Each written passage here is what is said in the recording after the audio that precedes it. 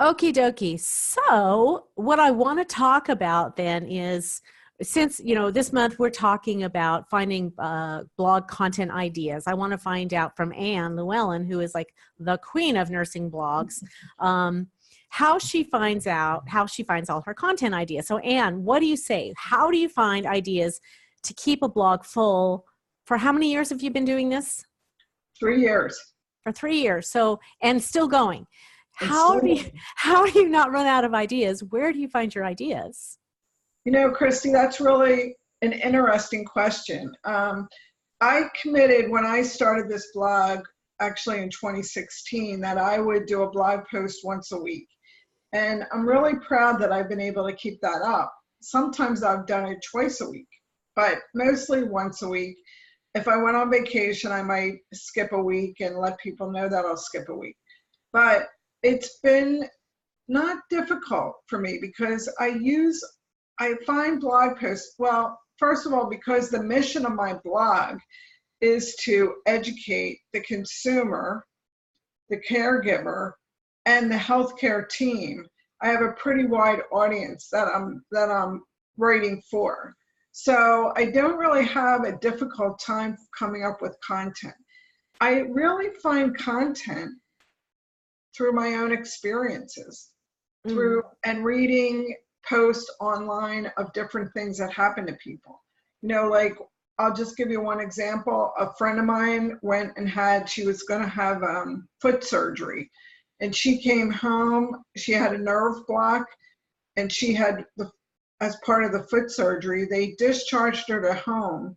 Her husband drove her home, got her out of the car, helped her to the front door, and he had to go move the car. So she tried to walk on her foot, which was still numb, fell and broke her ankle, and had to go back to the hospital within that period of time, had major ankle surgery, and was recuperating now, which was going to set her back a long time. So when I read that, I'm like, how is this happening? If we're discharging people, do we know where they're going? Do we know what issues they're going to face when they get home? And the safety issues of explaining about that nerve block. So I got a post from that. So I guess what I'm saying is I really pay attention to what is happening. My brother talked to me about, he had an appointment for a medical doctor, and he went and he had to wait 2 hours, and he was so mad about having to wait that long that I wrote about waiting. And should we really wait? We don't wait anywhere else like that except in healthcare for people to take care of us, and it's expected that we would wait, and we sometimes don't even think of it. And a woman had responded to a blog post that I wrote, and she said, Anne, why do you go to providers like that? I don't wait more than 15 minutes for my appointments, or I find another doctor. And I'm like, yeah, but it's true. Our time should be respected. So that's what I mean. That's how I find posts. That's how I find information. And then I take it and I try to give people information. Maybe there's some articles that I've read that point to this, and I might use them as an inclusion in the post, like resources. So that's my goal, is to give people information. So I don't really there's a wealth of information, but I try to make it pertinent, and I try to make it, to the people who are reading it, like, this is a problem, and here's how we can fix it. Mm-hmm. So you take just like little snippets, little stories of people's lives. Yes. It's not anything big and complicated. It could be as simple as a long wait in a waiting room. Just little simple life things, right? Life things. Right. Okay. Well, that's interesting.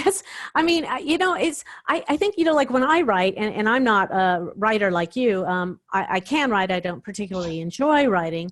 I just have a heck of a time. I'm lucky if I can get one post out a month. Because Maybe it's because sometimes I think it has to be some big grand thing, you know. No, and it doesn't, but it depends on what you're writing too.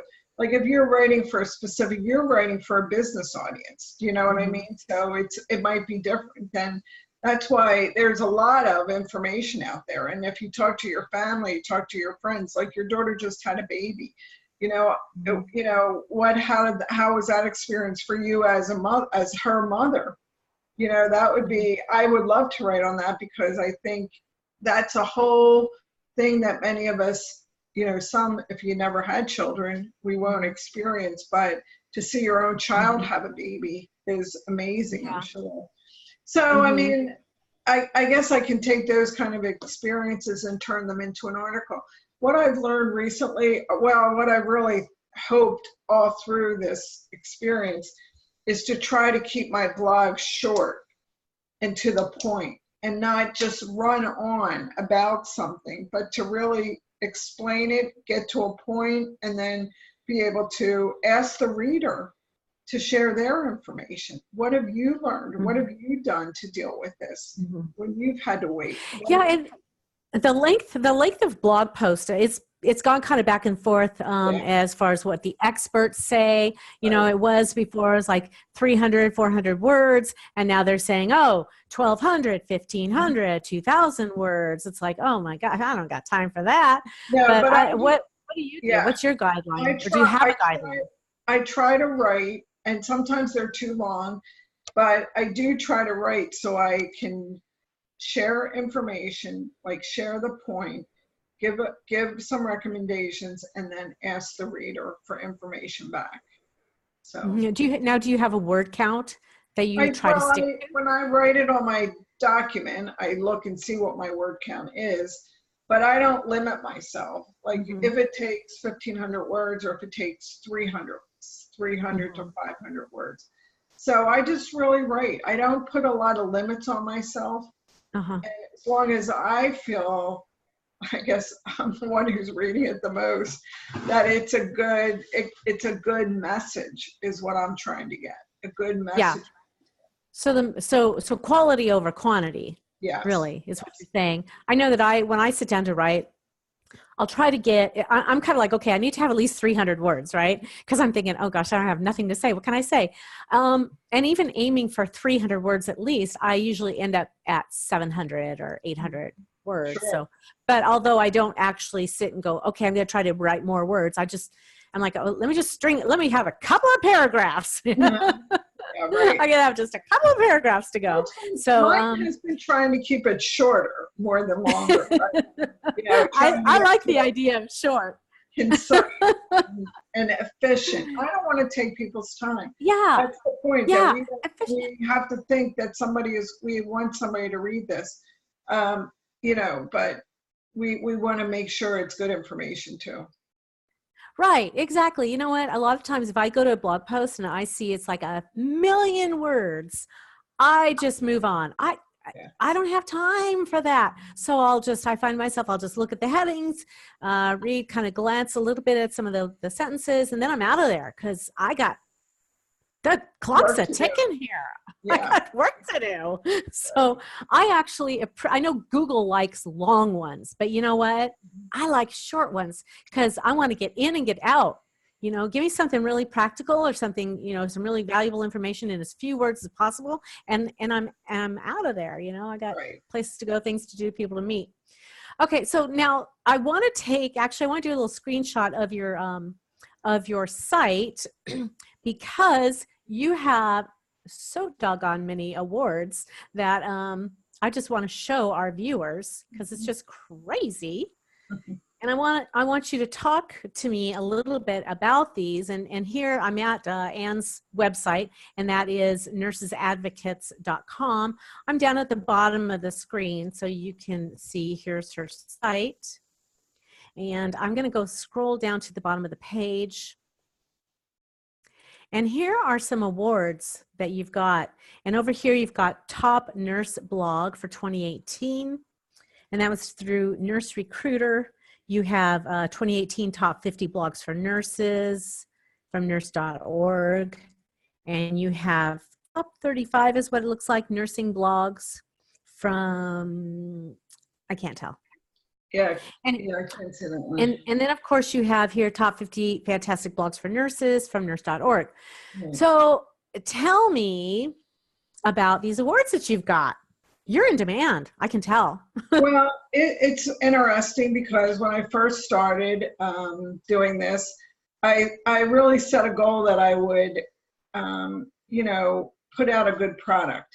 And I joined a couple nurse blogging sites, which there are a few out there, and I can send them to you if you want to put them with the, you know, recording. But there are some that I learned, how I learned about blogging and, you know, some of the tricks to blogging. Now, there's a lot of nurses who sell things on their blog and who make money Right. on the blog. Right now, I'm not doing that. I really am using it just to share information. Hopefully, in the near future, I will start, and that's why I'm involved with you, Christy, to learn the business side of this, but to be able to sell things on my blog. You know, like, you know, I could get, you know, people who maybe, I don't know if I want to do this, but there's companies out there who would pay you to put something on your blog post that might be relevant. I haven't wanted to do that at this point, but that's something for the future.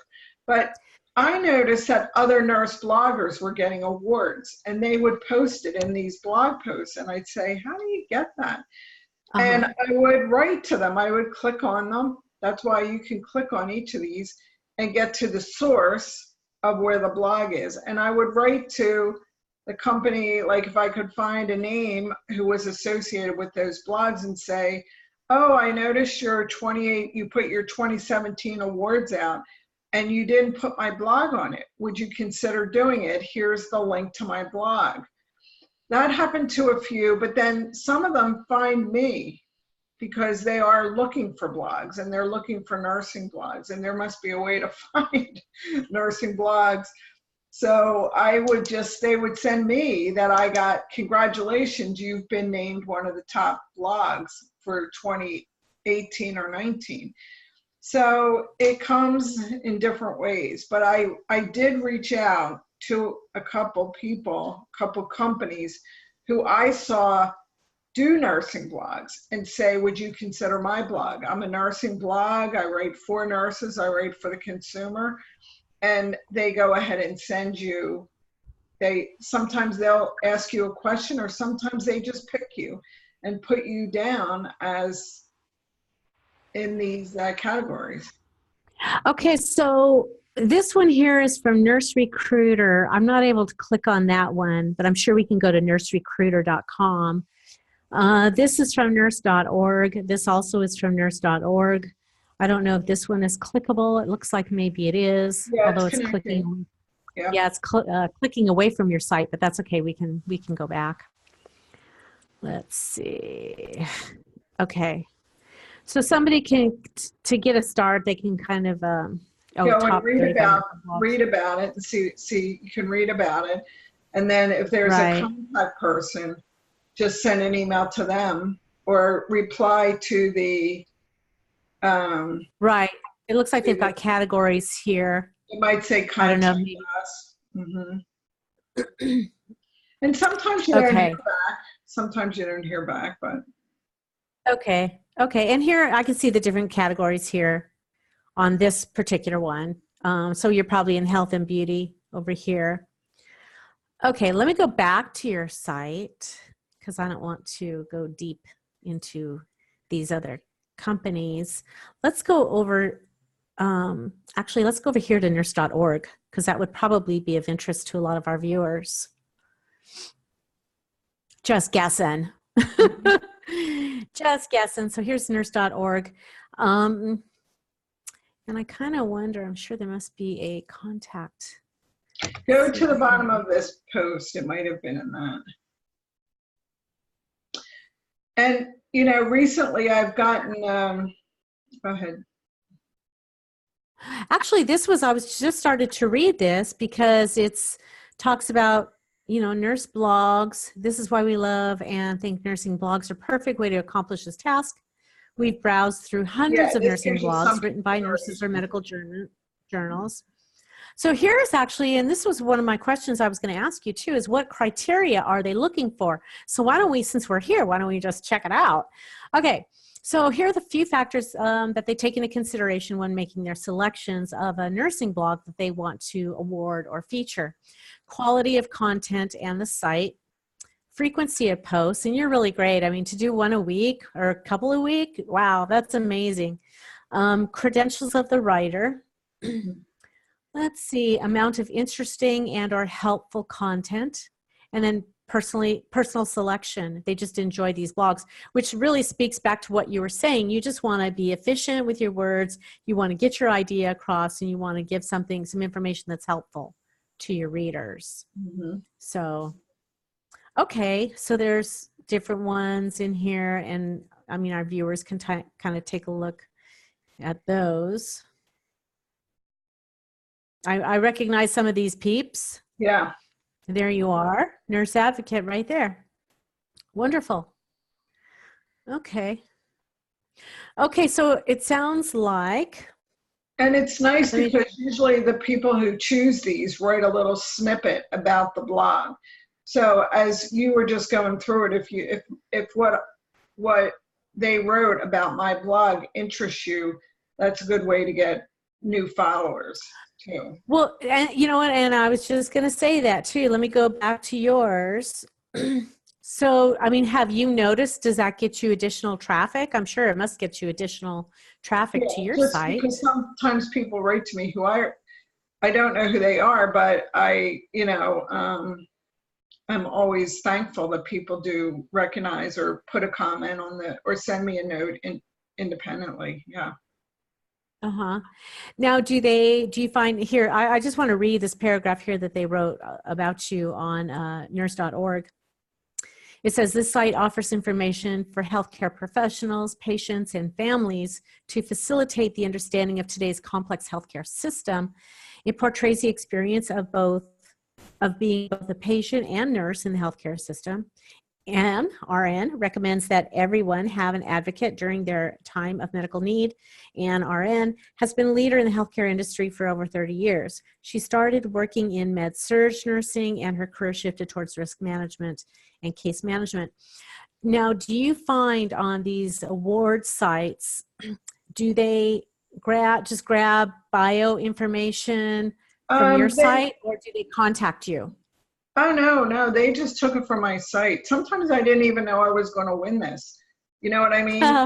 Send me an email, or, I see it and I got in, and that's great. And that's, becomes something that you can put out on social media.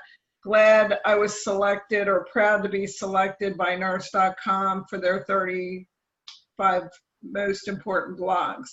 So again, right. we have to learn how to toot our own horn, which sometimes we don't do. But this is a nice way to show that you're being recognized. Yeah, but now they contact you, right? Sometimes they don't even contact you, so you have to just be looking around to see if by chance somebody picked you. Well, they eventually contact you because you were named, but they don't contact you to tell you you're being named and to ask you for any information. They just send you it, you get a post. If I see a post on social media like 35 top blogs by nurses, I'll click in to see if I got named. Oh, well, isn't that interesting that they don't even, if they choose your blog, I mean, they would only have 35 people to contact. I would think that they would contact you and say, hey, you made our list. Sometimes they do, but not always. Sometimes they do, but not always. I've been surprised. Yeah. Like, oh, good, I made it. I made the list, Yeah. I would hate to have a month or two go by and then find out and go, oh my gosh, now I'm only just now putting it up or putting on social media or something. Yeah, right. So I'm hoping to get the 2019 so I can change all those icons down there. To the 2019. Okay. Now, are there any listed here or any that are not listed here that you can also recommend? No, just, no. Those are kind of the biggies. Yeah. Okay. Let me go ahead and stop my share. Okay. Well, that's good information to know because, I mean, although I'm not a blogger, I don't consider myself a blogger. There are nurses, ARNI nurses and such that are much more interested in blogging and might want to be interested in, trying to show some, validation for their efforts, right? Sure, sure. And if I So then can they can help, if I can be of help to anybody, please, feel free to share my email. Okay, and then also, any ARNI member can go into the directory, Yeah, the member right. directory, and find your contact information there too. They also have your website, which is, again, nursesadvocates.com. That's plural, nurses plural, advocates plural.com.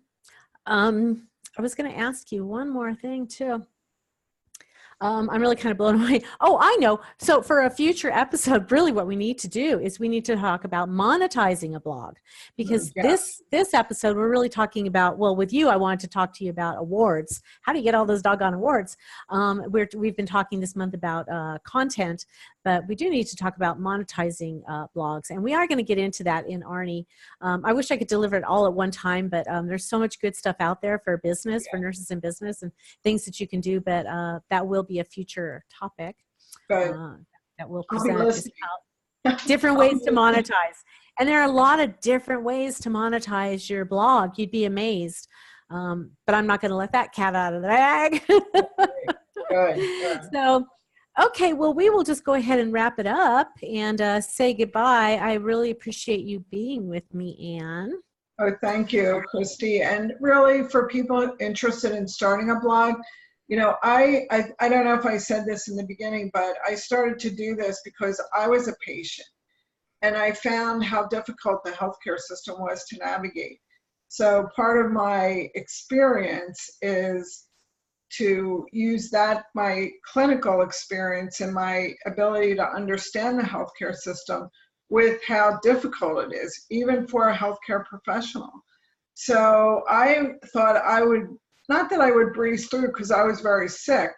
I was really sick. But as I thought about it, it's even with the knowledge that I had, it was still challenging. And I know, because I wasn't cognizantly aware in the very beginning how challenging it was for my husband, who was my caregiver. So that's why I felt it was important for me to give back using my experience as a nurse, longtime nurse, a case manager, a nurse advocate, to be able to share that information in a meaningful way that others who don't have that experience could use to get back. So, I think I've tried to do pretty much just post, like writing posts, but I did have a little, put my toe in the water to do a vlog, V-L-O-G, a voice blog. And that was something that I was really wanted to do, but I was a little nervous about it. But I finally did it, and that came out really nice, and I got some good comments on it. So there you go. Check it out. It's on the website. Great. All right. Well, thanks once again for joining us. I really appreciate your input. I know the ARNI members will get a lot out of this interview as well. So, all right. Until the next time. All right. Bye-bye. Okay. So, Anne, hang on 1 second. Hang on 1 second. So I just wanted to wrap that up as that interview, but I do want to talk to you for 1 second. I am putting out, and I think you saw that I'm putting out some marketing videos. I'm going to be producing a marketing video to do my relaunch for ARNI. And I want little tiny snippets. Do you have just about 5-10 minutes to do a little snippet talk? Yeah. Okay. Basically, all I want from this is how, and people have kind of got your story, but this is going to be part of a marketing video. I really want you to talk about kind of how you went from, say, clinical nursing or traditional nursing into nurse entrepreneurship.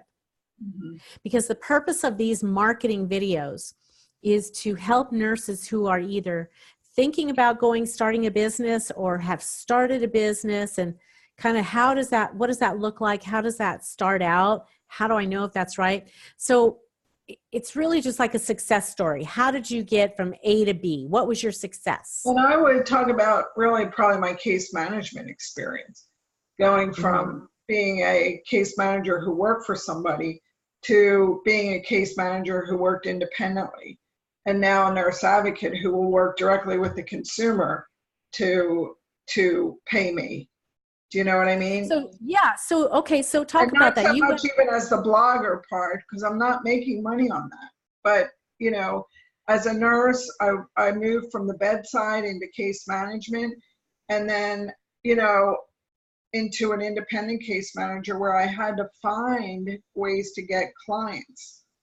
Do you know what I mean? so when So you started, yeah, so you're a case manager for for what, a hospital system, no, or a I case was a manager case manager standalone, for a large case management company, a Intraport. large case Doesn't management. even So exist. you were, okay, so you were an employee. Yes, I was an employee. Okay. And then I actually got laid off. And instead of going back to another company, I just decided to go independent because I had been doing case management for about 5 or 6 years by then. And I Uh-huh. worked with different organizations that needed independent case managers. And so I was able to network that way and work with them to get clients, and made a very good living on that for probably about 8 years, you know. Okay, and so and that was the situation where what, the clients would pay you directly, or was Well, there insurance I involved? would either be paid by like a managed care company who wanted someone on site to go and see their members because they had a catastrophic illness, or as in the nurse advocate side. And I did have a couple patients, clients on that. The people actually paid me directly. Oh, I see. Now let me ask you this question, Anne. What would you attribute your success in moving from a nurse employee doing case management, an employee, to a nurse entrepreneur where you're self-employed? You know, I was just ready. When I left the company I worked for, I didn't want to work for a company anymore because it's very restricting. And I felt I wanted to do what I wanted to do. I knew how to do case management. And my parting words with my employer was, she said, "This is the way we do it." And I said, "But that's not the right way." And I didn't want to stay or go to another company and do the same thing. I wanted to do the work that I knew how to do and do a good job because I knew how to do it. Uh-huh. So what was the one thing, can you point to something that made you realize, you know what, I've arrived. I'm a self-employed Oh yeah, entrepreneurial nurse. probably What that was that one? statement. Probably that statement, like, this is the way we do it, and that's not how we do it. And I knew it wasn't the right way. And you So know, and I think you and I both know, and I think probably a lot of our viewers know, that when you're working for a healthcare organization, it's like you've got to toe the line, yeah, right? yeah. You can't, push back against that. Otherwise you're out of here. You're gone. And very easily out of there. And that's why I was laid off. I wasn't fired, I was laid off. But I think because, first of all, I was in a multicultural area and I didn't speak Spanish or Haitian. So they wanted people who were multilingual, which I could understand, true. And so I knew that I kind of was like the one who probably was going to go. But when I talked to the manager about it and she said, "Well, this is how we do it," it was like, well, that's not really the right way. And Mm-hmm. I felt like I had had enough years of experience and I knew enough people that I could manage on my own. And I Mm-hmm. was just ready to take that leap of faith. All right. So now that you're a nurse entrepreneur, what is the one thing that you go that what is the one thing that makes you so satisfied? That is it, the freedom, is it the time, is it the money, or what? I mean, what is it that you just go, wow, this is Yeah, what I did it. I would say it's the freedom and it's the ability to do this. That I find a lot of satisfaction in that area, that I'm a good nurse, I'm a good case manager, and I can educate other people and mentor people to understand how this is, both a patient and a colleague. So I find a lot of satisfaction in just my years of experience and my ability to feel comfortable in this field.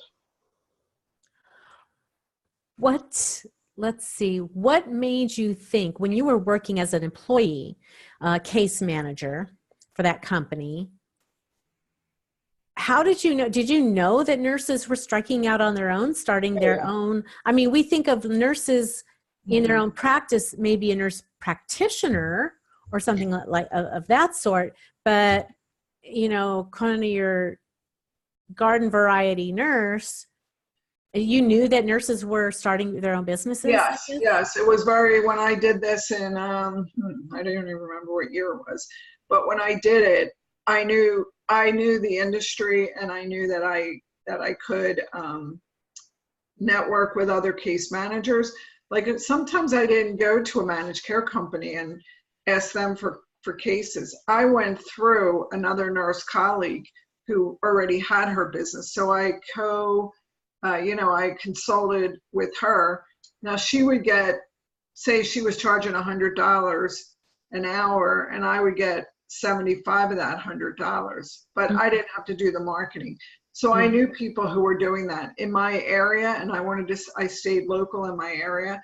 But then people knew me too, who I had cases with through managed care companies, who called me and who said, Ann, we have a case in Fort Lauderdale. They might have been from California, but they had a case in Fort Lauderdale, a catastrophic case that they needed eyes on. They needed somebody to go and see to find out what was happening, because they weren't getting good information on the phone.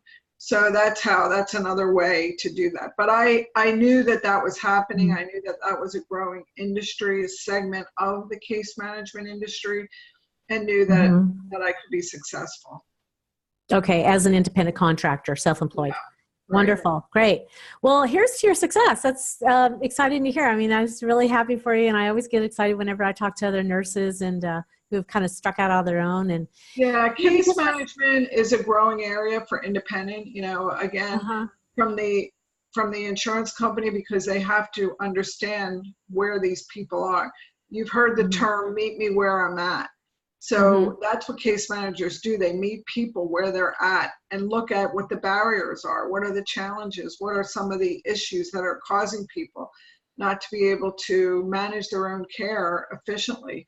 And that's what we do: educate, empower, and break down barriers. So if you're good at that, you can do it independently, because you'll be able to get paid. I got paid very well.